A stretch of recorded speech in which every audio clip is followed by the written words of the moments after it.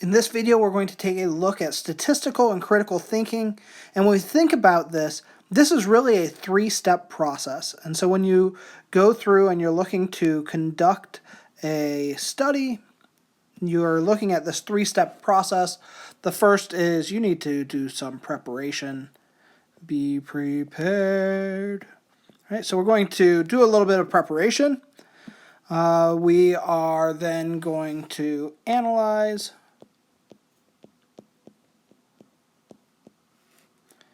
And finally, we want to draw some sort of conclusion.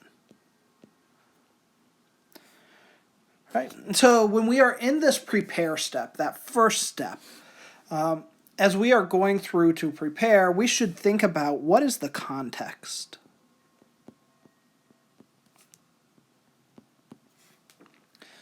And so as we think about that context is important, right? So what do the data represent? Right? If I just have a list of numbers, but I don't know what those numbers represent, it's not really that meaningful. Right? If you're looking at the distances between two objects, and the distances are all between 1 foot and 10 feet, then you might say that's large or small depending on what objects you're talking about. All right, so if you're talking about two atoms, 1 to 10 feet is an incredibly large distance between two atoms. And if you're talking about between two planets, 1 to 10 feet is an incredibly small distance between two planets. Right? I know both of those things are not realistic, right? But that is why the context, what the data represents, is so important, right? So we think about what the data represents. Part of what, as we think about what the data represents, we should think about what is the goal of the study. Right? So we're thinking about this context. What does the data represent, and what is the goal of our study here? And as we identify those things, these are just things that we want to think about as we are preparing our statistical study. We should also think about what is the source of the data. And what's the source of the data, right? And so when we think about the source, we should ask ourselves, does the source have a bias? Right? So is there a potential agenda behind the source of the data? Now, we should be careful here because sometimes we can get data from a source that could potentially have an agenda or a bias, but if they sample their information well, if they collect their data well, then that bias might not have had an influence, right? But we should think about that. We should ask ourselves, what could have had an impact here? We shouldn't go blindly through saying, oh yeah, I got this information, I don't know where it came from. You should always kind of think about what is the source of this data. Maybe there's a bias there, and just think through that. You also want to think about the sampling.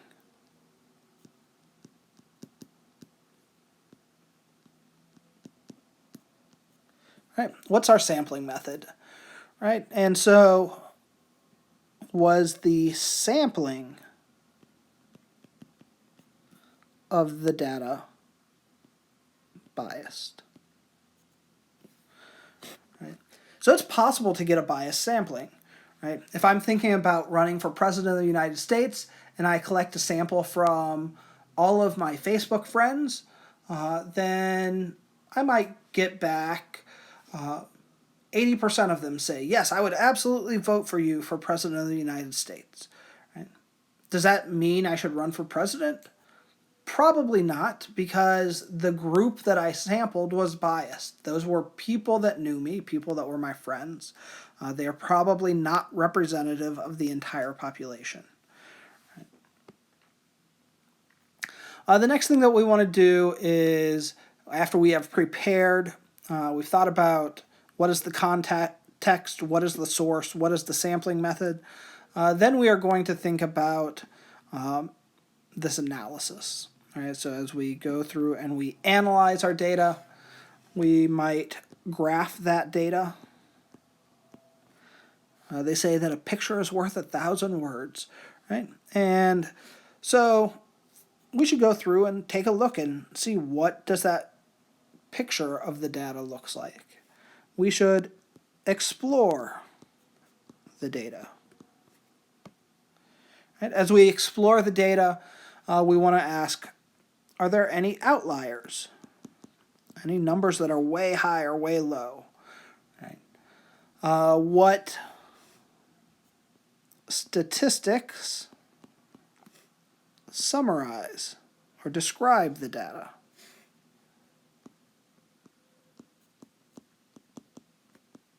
Right, so what statistics describe the data?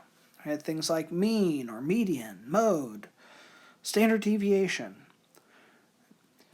We should ask ourselves, how is the data distributed? Is it all clustered together?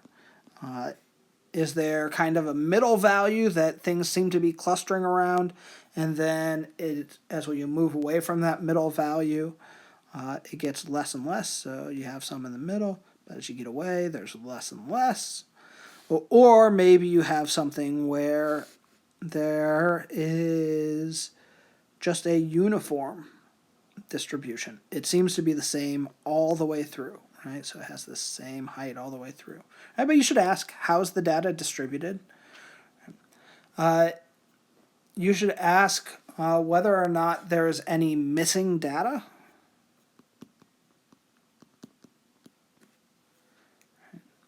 Missing data is meaningful, even though you might not have that data. When that data is missing, you should pay attention to that.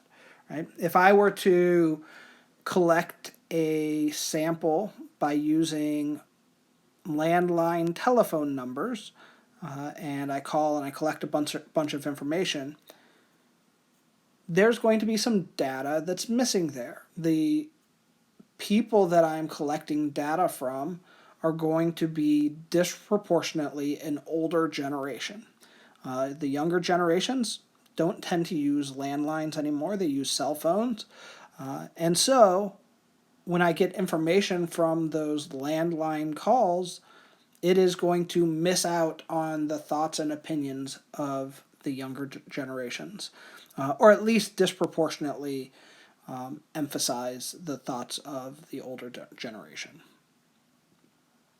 And then we should ask, did any subjects refuse to respond?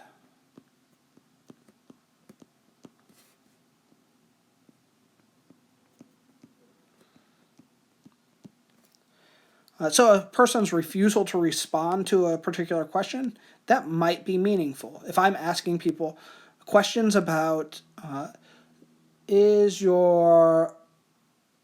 you have concerns about your personal privacy?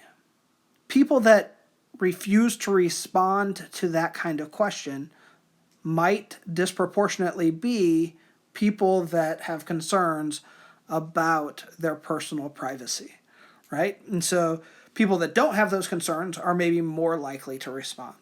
And so when you get this refusal to respond, that's meaningful. And you don't know the motives behind why a person is necessarily refusing to respond, but you should note that there was a refusal to respond. And then this final thing in the analyze step is we want to use statistical methods.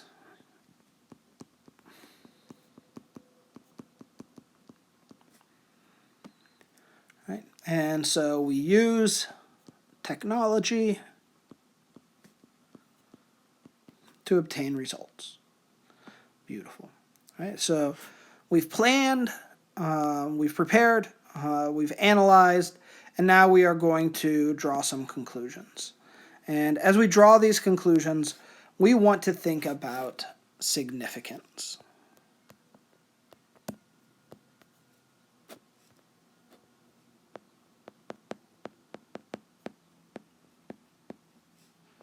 And so as we think about significance, we would ask, do they have statistical significance?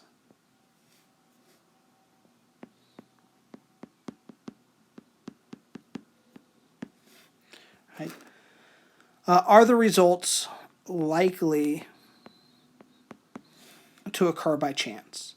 If you would say no, the results are not likely to occur by chance, then this implies that it is statistically significant. Right? So you have something that's not likely to occur by chance, but it happened, then it's statistically significant that that happened. You also want to ask, do the results have practical significance? Right? Do the results make enough of a difference